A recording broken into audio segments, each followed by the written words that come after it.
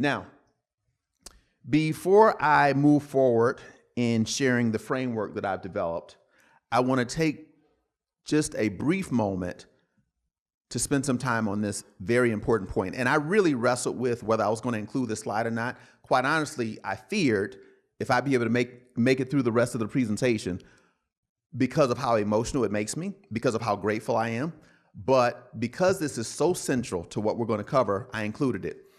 There have been two people that God has used to bless me immeasurably that I am eternally grateful for. The first person is my Uncle Kelvin.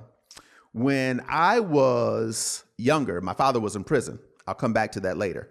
But I didn't feel at all any sense of void because my uncle stepped in. My uncle was patient with me. As a matter of fact, the reason that I love Lexus cars right now and I have a Lexus is because my uncle has a Lexus or had a Lexus when I was younger. When I stood next to him, I was much taller. He was always patient with me. My entrepreneurial journey started with him. Ian, here's how you sell candy. My uncle is a barber, owns a barber shop. I used to attend barber college with him. I literally sat with him for hours and hours where he shared life lessons, where he would make me laugh until I cried. My uncle would, no matter what was going on, he demonstrated for me what a man looked like. He was everything that I thought that a man should be. He was always patient with me. Whenever he went to the mall, he would always get me. How many attorneys do we have in the room? I don't know if I'm about to reveal state's evidence. I was driving way too early because of my uncle. He was so great to me that it feels like he was a character out of a movie. My uncle was amazing. And every time I think about him, I'm so grateful that God used him to step in at a moment where I desperately needed it. Again, I didn't feel any sense of lack or void because my father wasn't around because of my uncle. The second person who I met during a time where I was broken, where I was doing well in business and doing all of the things that I was striving to do, yet there was a hole in my heart that God placed there that only he could fill, but I was trying to fill it with everything else, including sex, including stuff and things and trips. And that's when I met Pastor Christopher Brooks. At the time that I met him, he was the executive pastor. I love it. He was the executive pastor at Evangel Ministries. And he literally labored with me. He discipled me until Christ was formed in me. I gave my life to the Lord. Let me retract that statement. I'll come back to that. I was saved at a young age. I gave my life to the Lord as a result of Pastor Chris Brooks.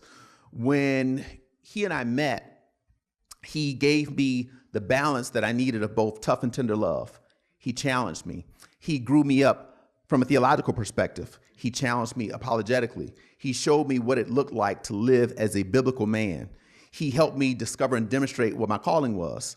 He helped me to really be developed as a leader. When I think about those two people, I'm so grateful that God used them and that he would allow me to touch him through them. They love me with an unreasonable love.